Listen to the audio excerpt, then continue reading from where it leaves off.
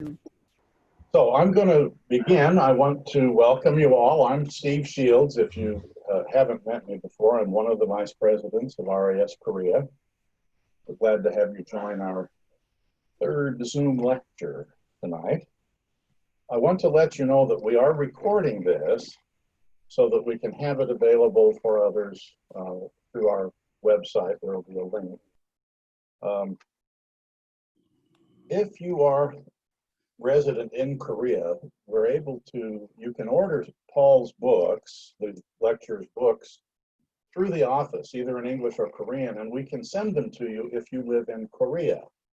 If you are outside Korea, the Korea Post Service has been shut down because of the virus, so we can't take your orders and send them to you unless you would like to pay an extra $30 or $40 for the shipping, which I don't think you want to do. Amazon is supposed to have the book available in English. So if you're in the US or perhaps other countries where Amazon has a presence, you might be able to find the book there.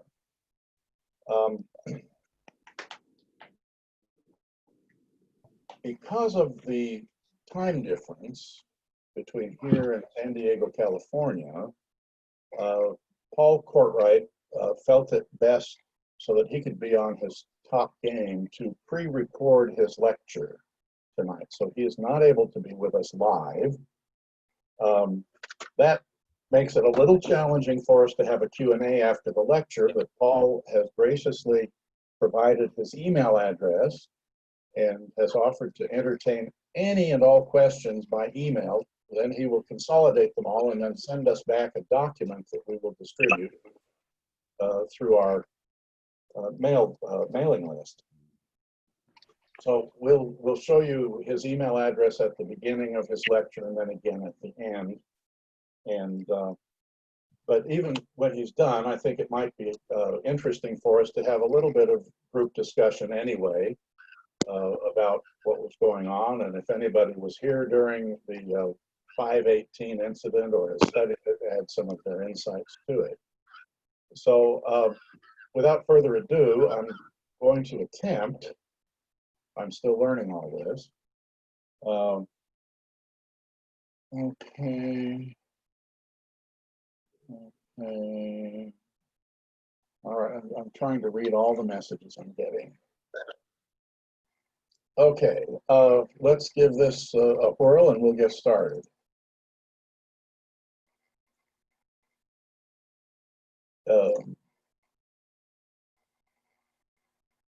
Here we go. We should all try turning off your videos. I can't do it here. I don't know. You can stop video individually, I think. Let me try this.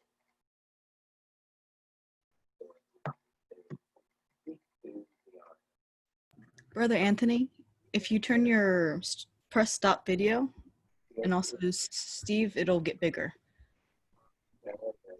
Q&A session, but obviously that's not going to be possible. That said, I am really happy to respond to questions. So this will put up my email address. And if you have a question, email. And then by the end of this week, what I'll try to do is I have a question. I'll try to respond. And I'll put it all together in one document.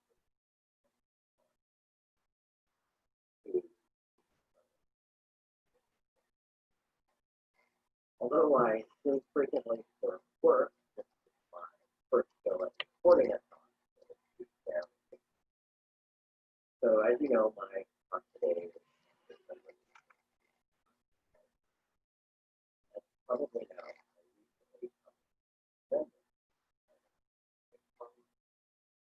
capturing the 13 days around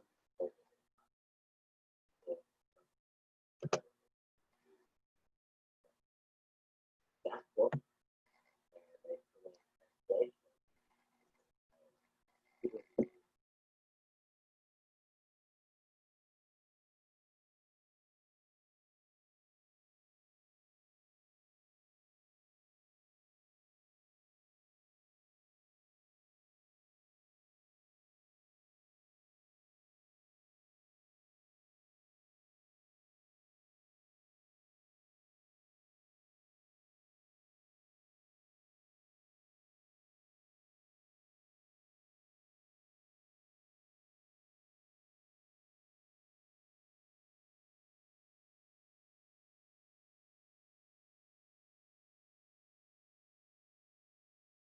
Steve, there's no sound.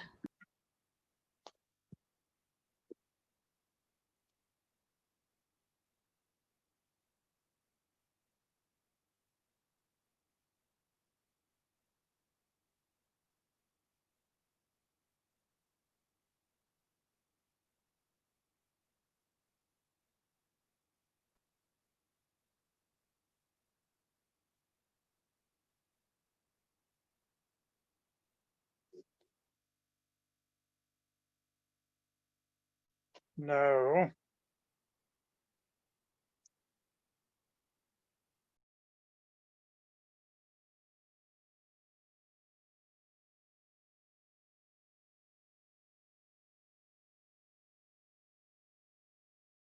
I need to know if any of you can hear anything.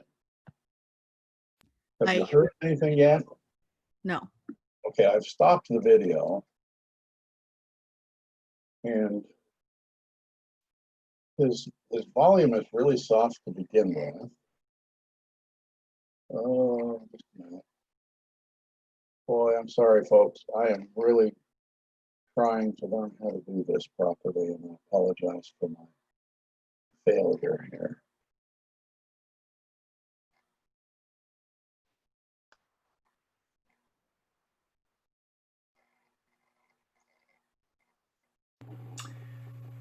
Good evening. My name is Paul Courtright, and I'm hearing things. thank everybody for the Okay. opportunity to speak to the RAS. I'm sorry I cannot be there in person.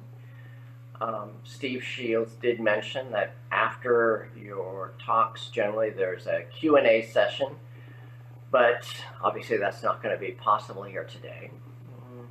That said, I'm truly happy to respond to any questions that you may have based upon what I'm talking about today.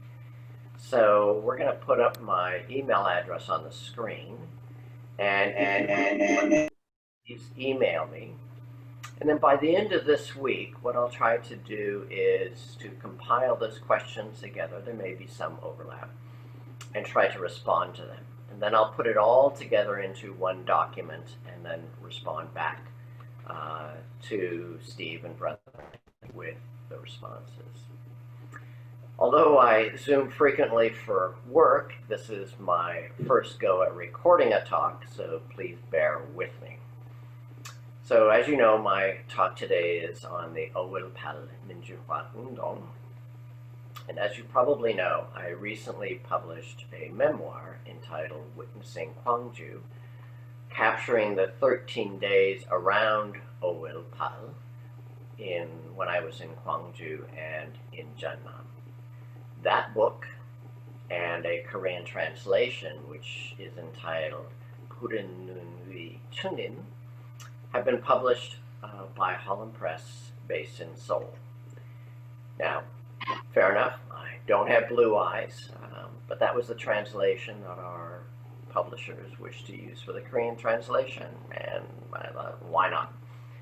So those books are available in Seoul, and so I encourage anybody interested in the topic to read them. So I was one of a handful of foreigners who witnessed Owilpal 40 years ago now. And there have been several academic pieces written on Owilpal, some in Korean, some in English, some by Koreans, some by foreigners.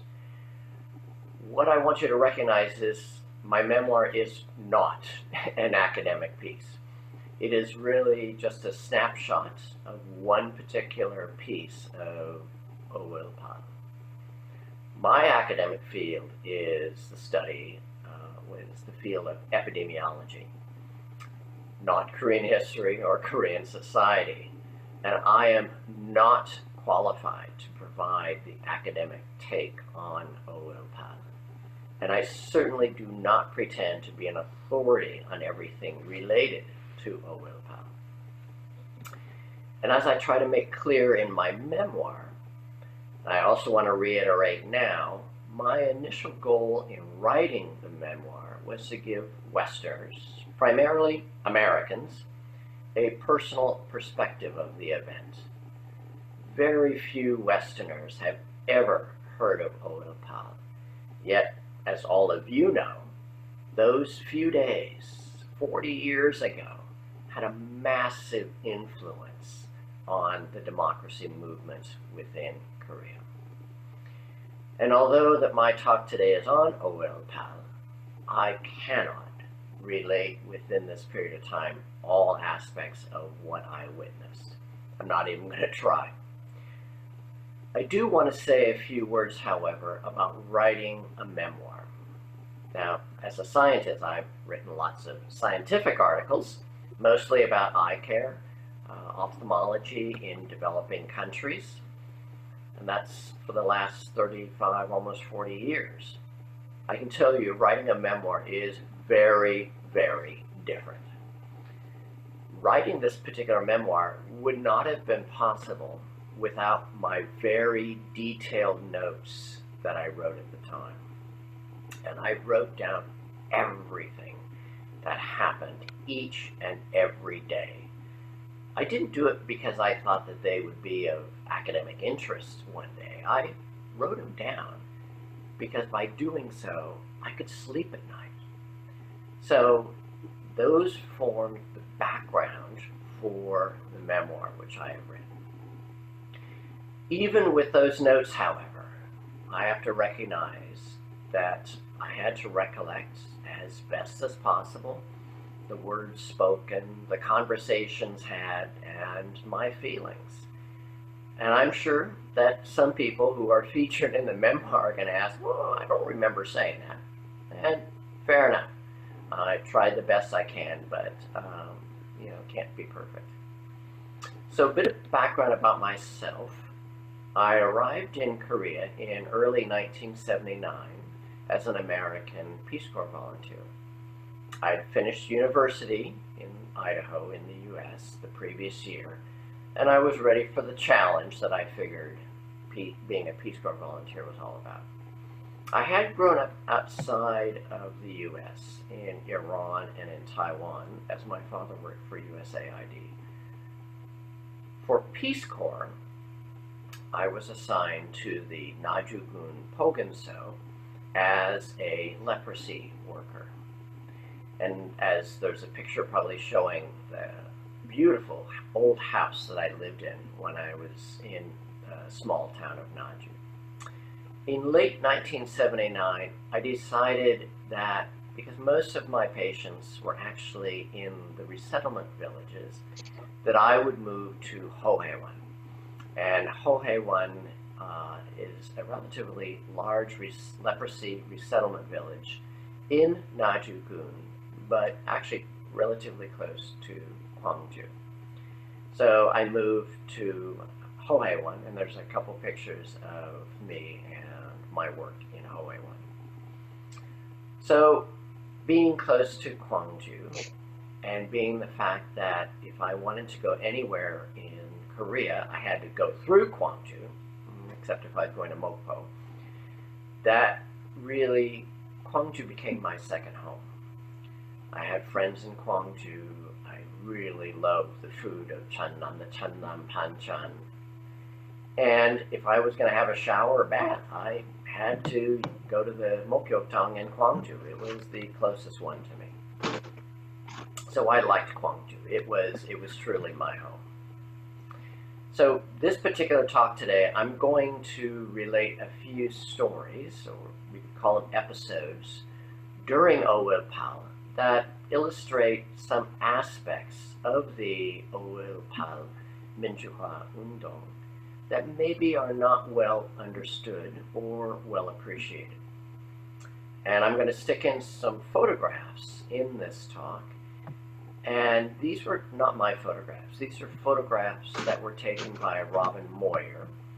Robin was a time photographer who showed up in Kwangju about halfway through the period in which the town was being managed by the population after the military was kicked out. And I ended up translating for Robin a couple of days. And these photographs and others do appear in my memoir, and interesting enough, this is the first time in the memoir that they have been released and published. Now, personally, I love photography, but I avoided taking pictures myself during this period. Essentially, my fear was that if there was anybody recognizable in my pictures, that they could be targeted by the military. So I really have very few pictures myself during Orilpa. So let's get on to the first story, first issue which I want to address. And I'm going to title this one, The Uprising Was Not Just Kwangju. It involved about half of Cheonnam province. So, as I said, my village was about 5 kilometers from Nampyeong, and Nampyeong was about 10 kilometers from the southern edge of Naju. That was on the road between Kwangju and Naju. That's where Nampyeong was found. 40 years ago, Nampyeong was a tiny little town. It was the kind of place that if you blinked, you'd probably miss it, or we might describe as a wide spot in the road. Well, on the 21st of May, I walked into Nampyeong from my village Hohaewan. And as I was walking in, I walked past the kage where I usually kept my bike when I was traveling. But what really surprised me is the kage was closed. That kage never closed. I had never seen it closed.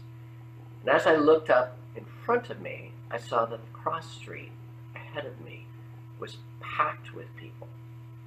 It seemed as if the entire small little town of Nampyeong had emptied out into the streets. Every store was closed, but there were people everywhere. And as I walked up to that intersection and off to the right on the road to Kwangju, there were buses heading towards us. What amazed me is those buses, there were banners across the side of them, across the front of it, and the side windows, all of them were broken out. And then there were young people hanging out those windows, banging the side of the bus, either with some sticks or with their hands. This was a real celebration. This was tiny little Nampyeong in the middle of nowhere. There were shopkeepers and villagers out on the street. These folks were the salt of the earth. And you know what they were doing? They were celebrating along with the students and young people in those buses and commandeered military vehicles. They were celebrating just as the young people were celebrating. So every bus that came through Nampyeong that day was greeted with cheers, with support by the elderly, the halmeonis, the halbojis, everybody in the town. I was even surprised there were a couple of halmeonis dancing in the streets. So what happened next? Well, there's a little police station in Nampyeong, and I noticed that an argument had broken out in front of it. And I wondered, well, what was this argument about?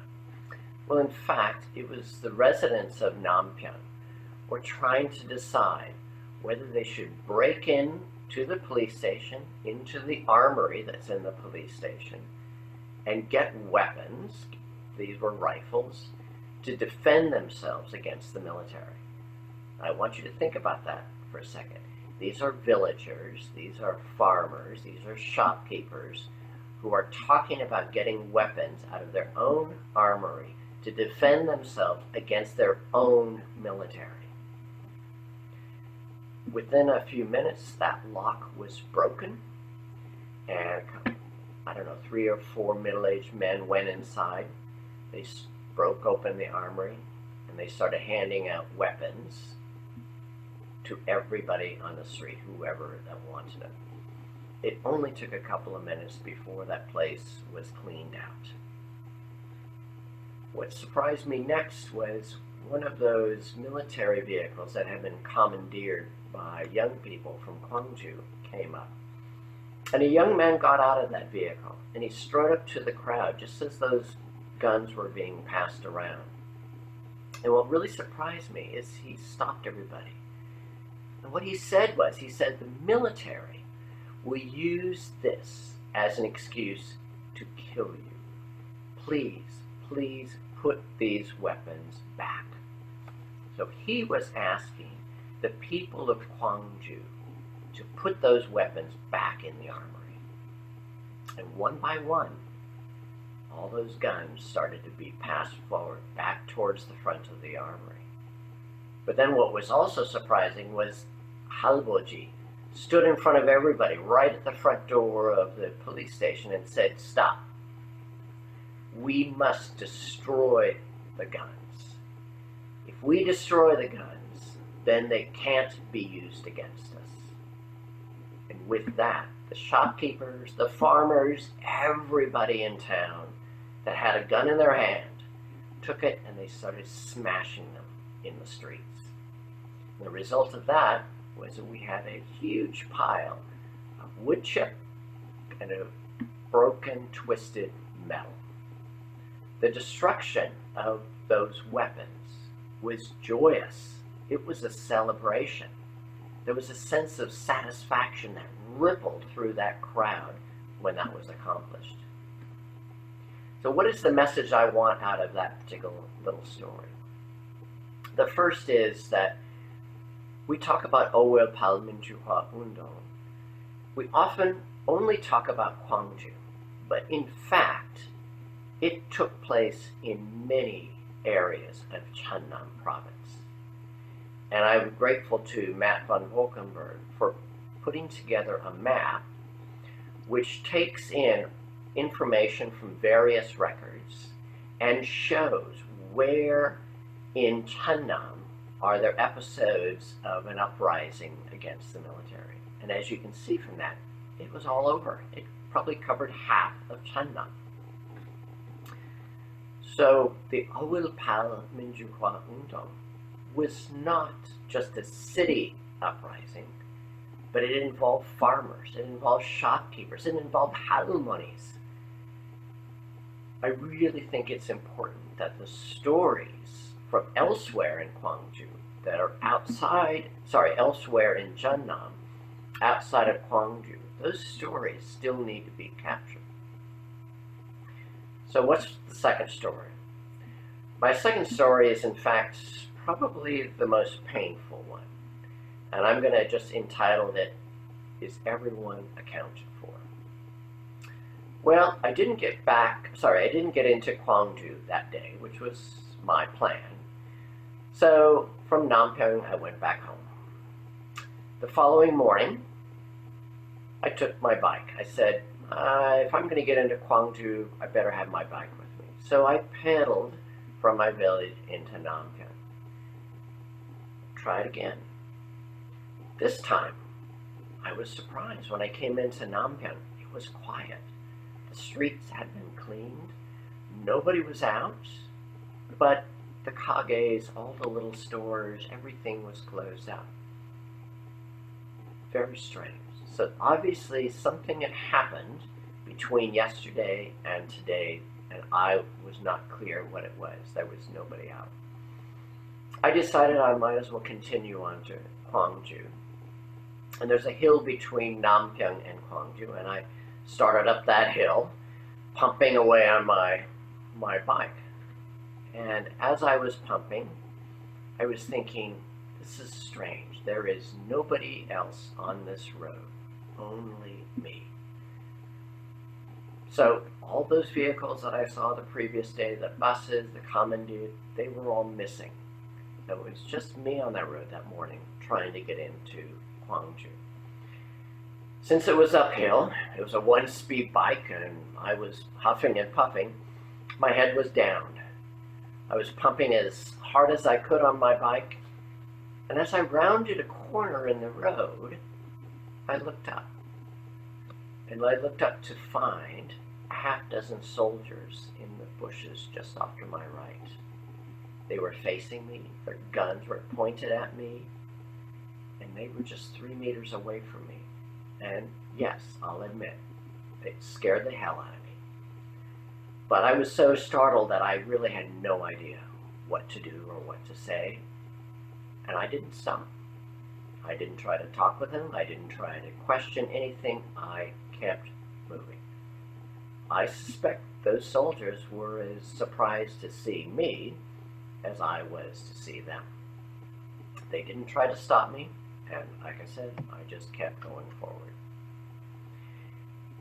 One thing that as I realize is that at Noon, they really had probably no expectation to find me on the road that morning. But it was certainly the case for me that I was now fully alert. I was keeping my head up, and I made sure my mustache, which was black back then, was in full view. Further on down the road, there was a roadblock, and this was different. This was a roadblock. There were soldiers facing me, and their weapons were facing me.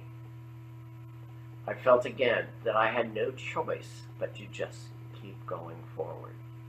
I really acted as if I belonged on this road. And again, I just pumped my bike, and I didn't say a word to them. I weaved around them as best I could, so I could get to the crest of the road, because I was near the top of that curve. They didn't stop me. Again, I was surprised, had no idea what to do. So I kept going. Melissa, do you mind? On the other side of that hill, there's a small valley. And I could look down into that. I could see some buses and Kayla? but they were at strange angles on the road. And I could even see that one of the buses was off the side of the road and on its own side. As I neared to this scene, I could see that the buses still had the banners on the side and the front, but they were now just hanging limp. And there was no one around. Not a single soul was around, which I thought was very, very odd. As I slowed down, I realized that every single vehicle in front of me was riddled with bullet holes. There were no bodies there. It was eerily quiet. I slowed. I didn't want to stop. Again, it scared the hell out of me, but in a much different way than I had been frightened a few minutes before. The question that started to bombard my mind over and over again is, where were the bodies? The last 2 kilometers into Kwangju, my head was not in a good place. It was just reeling from the recognition that something horrible had happened there, but I had no idea what it was. As I neared Kwangju, I could see, because there's the train tracks just at the edge of town, that there was another roadblock ahead of me. This roadblock was different. It was manned by people from Kwangju. And from them, I learned a few things. First was that I was the first person, and as it turned out, the only person, to get into Kwangju on that road on that particular day. The entire town of Kwangju had been ringed by the military. No one was getting in, and no one was getting out. And the other thing I learned from them was that many of their friends were on those buses, in those vehicles, and they had not been seen since. So the message here is, will there ever be a full accounting of those killed during a willpower? I've seen numbers bounced around between 250 to 300, up to 3,000 or more. And some people may say, why bother? It was a long time ago. Well, I actually think it's important to try to get as full of an accounting as possible. And the reason I think it's important is because it helps with healing. And when I was in Kwangju last year, in May, I recognized that there's still a lot of people, and the town itself still needs a lot of healing. And I think that could go a long way to help that process. So the third story. My third story I've entitled, How to Get a City Working Again. Now, I think you all have seen the various pictures that were taken during the uprising. And in particular, there's a photograph taken from, high above, looking down at a fountain that's in front of the Dochan. Everyone is gathered around that fountain, and there's a speaker who's standing, giving a talk from that fountain. Well, I'm on the edge of that crowd somewhere, but I couldn't tell you exactly where. Well, we all know that that rally was to celebrate the victory that they had achieved against the military. But it also served another purpose. And during that rally, it was also the time when citizens were encouraged to volunteer to help get their city working again.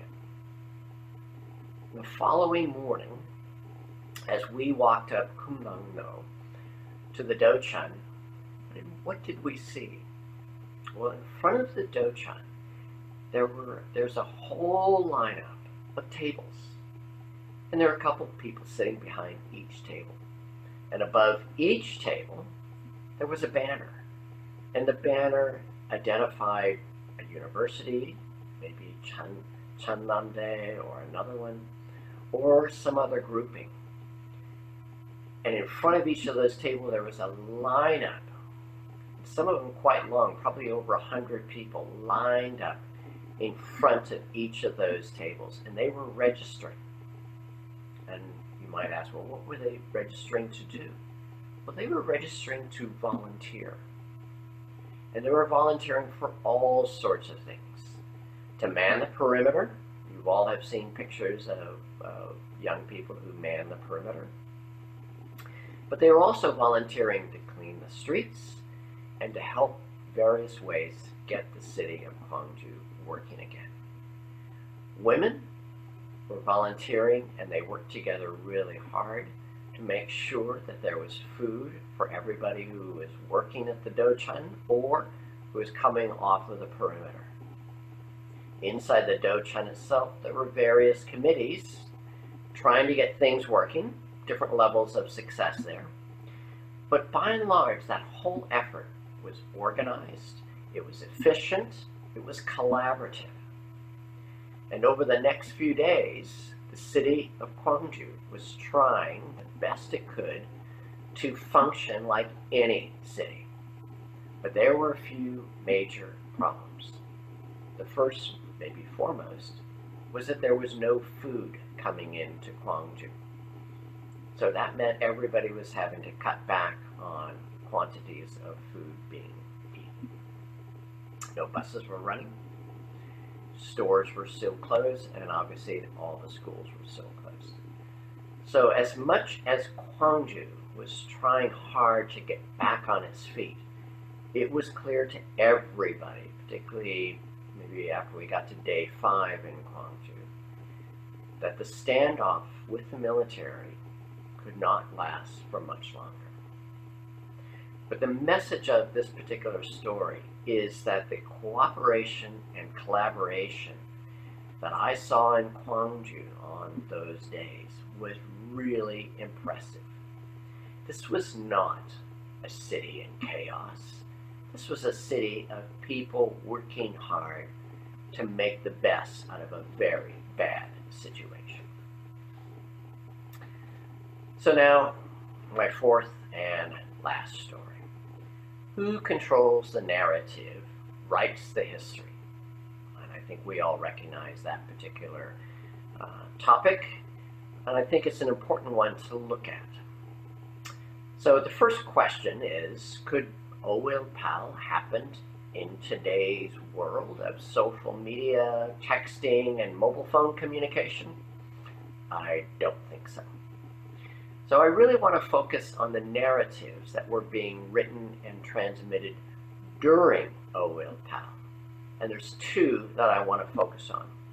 First is the narrative from the U.S. Embassy to the State Department in Washington, D.C., and in particular how that narrative related to the Peace Corps volunteers who were in Kwangju. The second narrative I want to address is that which was beamed into Kwangju, probably the rest of Korea at the time, about the events in Kwangju and the military response. And let's start with that second one. So even before the military had ringed Kwangju with tanks, they had already sealed off Kwangju in terms of the narrative. Information from within Kwangju was not getting out, and the military ensured that any discussion of the massacre that they had committed on the 18th did not get out. So they, even before the tanks showed up, they were managing that narrative. The TV news that we saw in Kwangju referred to students and just Kwangju residents as rioters, as impure elements, and referred to the soldiers as heroic, as trying to maintain order. So it really comes as no huge surprise to anybody that the destruction of the two TV stations in Kwangju was really a response to the false narrative that was adopted by Chun and his cronies at the time. It really angered people in Kwangju to be referred to in the way that the government was referring to them in those TV broadcasts. That narrative was broadcast over and over again in Kwangju, and I suspect over and over again throughout Korea. And obviously, because it wasn't until 1988 that we saw democratic development in the country, that narrative persisted throughout the country. And it really made it difficult for people, both in Cheonnam and outside of Cheonnam and the rest of Korea, to trust each other. And that really is unfortunate. And there are obviously episodes and experiences of that today. So let's talk a bit about the narrative from the U.S. Embassy to the State Department in Washington, D.C. This is interesting because this actually changed during and right after Oil-Pal. This only became clear to me with the release of the cables from Seoul to Washington, D.C. a few years ago. And again, thanks to Matt von Volkenberg for providing those cables to me. Now, I suspect an academic is going to be parsing those cables this way and that, and that's fine and good. But I really want to mention the change in the narrative related to us, the Peace Corps volunteers in Kwangju. So, during Oil-Pal, we received a demand by the U.S. Embassy to leave Kwangju. We did not. Now, you may wonder, why didn't we leave Kwangju? Well, two reasons. Number one, we felt it was important to stay and to show our faces. This was our home. These were our people. We felt they needed us to be the witnesses to what had happened. Number two, I had actually tried to get out of Kwangju earlier the same day that we received that message, and I was turned back. So we did not see any point in trying again. Well, what happened from there was that somebody at the U.S. Embassy felt that we, Peace Corps volunteers, should get the boot. And I'm just going to read the cable, which I have seen and which is also up on the screen, and that reads, "Those remaining 20 to 30 persons, including 5 Peace Corps volunteers, missionaries, and academics, had unwisely disregarded strong warnings from the American ambassador, urging them repeatedly to leave Kwangju in the last few days when this was feasible to do. The 5 Peace Corps volunteers defied a direct order to leave. Once out of Kwangju, they will be sent home." So that gives you an impression of what was in store for us once the episode was going to end. But within a month, however, the tone had changed. there was a report by one of the Kwangju-based American missionaries that became a long cable that the embassy sent back to Washington because they felt that it represented most clearly what it actually had happened in Kwangju in that period. And in that report, the American missionary actually mentioned us. And I'm not going to read the whole piece about the Peace Corps, but I'm going to read a piece of it here on the slide.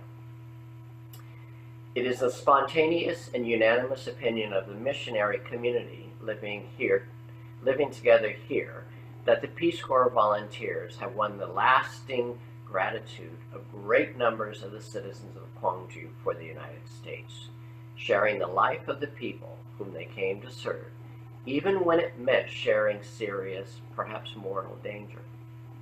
There is more within the cable, which I'm not going to read, but then he goes on to say, the Peace Corps volunteers were, if anything, disobedient to their own master in not leaving the city. It is my personal opinion that if their headquarters had been able to see the situation on the ground as we saw it, headquarters would have hoped that they would stay and do almost exactly what they did. As Americans, we're very proud of our Peace Corps friends. Quite a different narrative coming out of the U.S. Embassy with that particular cable. And I will say that probably maybe a month after the whole episode ended, the Chunduhwan government did try to kick those of us in Kwangju out of Korea. And if it wasn't for our Peace Corps director, who backed us up and said he believed our story, that we were allowed to stay. And I'm truly forever grateful, both obviously to the missionary, but also to our Peace Corps director at the time, for believing our stories and for making sure that we were allowed to stay in Korea. So the message of this particular story is twofold. The first is that Chunduhwan really controlled the narrative about what happened during Oilpal, during the time of Oilpal and for many years thereafter. And that really impacted our understanding today and the understanding of people throughout Korea. But the second part of that is that narratives actually can change. But those narratives, they need to change quickly before they get set into stone. And I think because of the efforts of the missionaries and the Peace Corps director, the narrative regarding those of us in the Peace Corps at the time changed, and we're forever grateful for that. Okay, so I'm going to just mention a little bit as to why it took me 40 years to write my memoir. Well, at the time, back in 1980, I wanted to stay in Korea.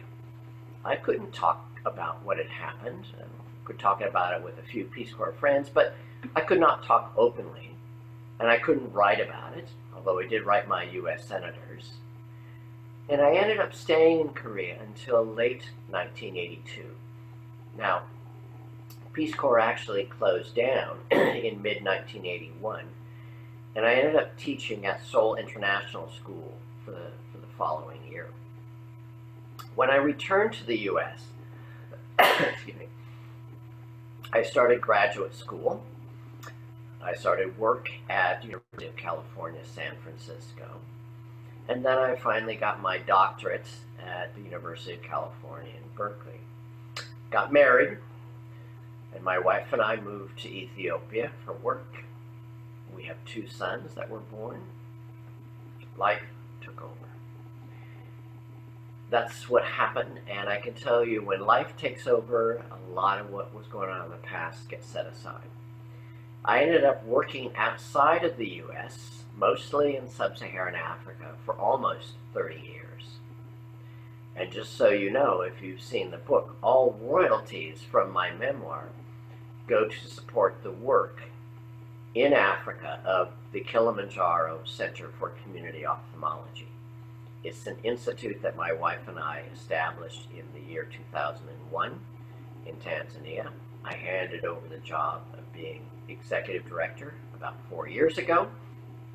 But obviously, support the work of the organization. Currently, I'm semi-retired. I do consultant work for a UK-based organization supporting elimination of the disease of trachoma, it's an eye disease, throughout sub-Saharan Africa.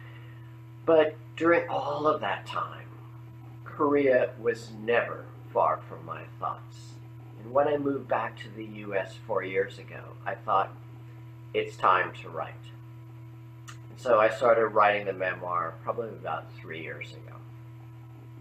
Last May 2019, I spent about a month in Korea to revisit Kwangju, Nampyeong, and Hohaewon because I wanted to make sure that I captured the sights, the sounds, and the smells correctly.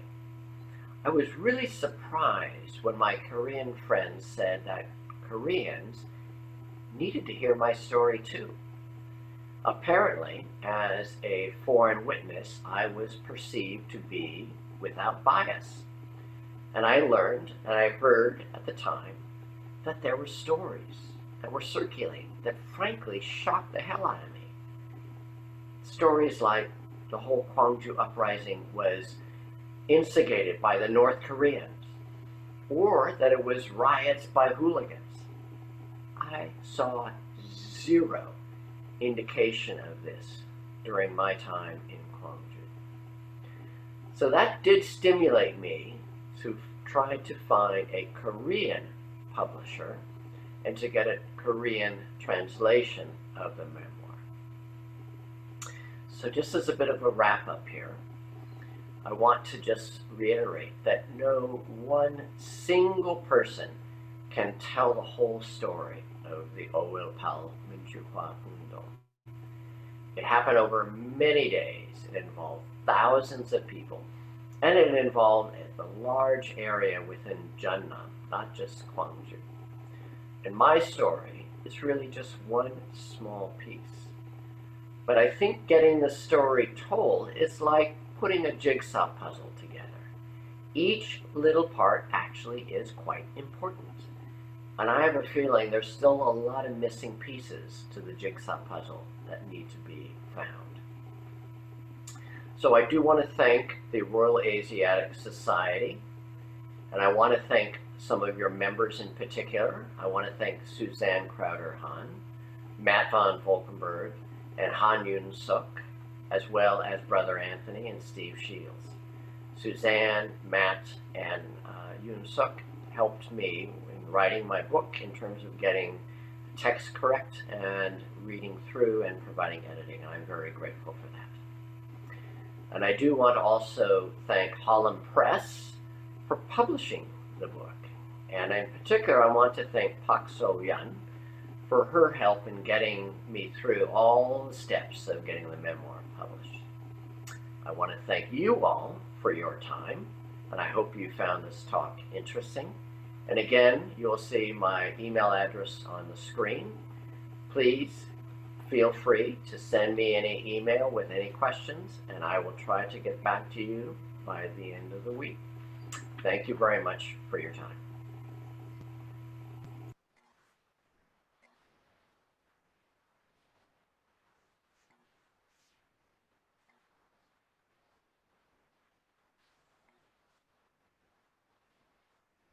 Okay, we appreciate very much Paul sharing with us. We are glad to have each one of you with us tonight. Just a couple of business items. Our next lecture is scheduled for Tuesday, May 26th at 7:30 p.m. And that'll be with, okay, I don't know how to say Henny's last name. Savanaya. Savanaya, thank you. I'm guessing his talk will have something to do with Hamel, but I'm having a hard time getting the title out of him these days. But we will definitely do the meeting by Zoom, but we are planning, hopefully, to also be available in person at the Somerset. But we're going to make that decision in a few days, seeing how this week goes with this new spike in infections. But we do have the Somerset reserved for the 26th. It's easier to cancel a reservation than to get one at the last minute. We hope that we'll be able to do that soon. We have a walking tour scheduled on the 30th, Saturday morning at 9:30, I believe, at Changdeok Palace.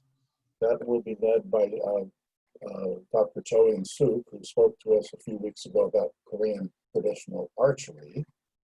She's a PhD in architectural history and restoration, so she has some particular insights about Changdeok Palace that might be interesting. So with that, I'm going to say good night, and we'll be done with the lecture part of it. But if any of you want to still hang out, and we could just open the mic to everybody and chat amongst ourselves about this topic of oil pal in Gwangju. So anybody can share if they want. Yeah,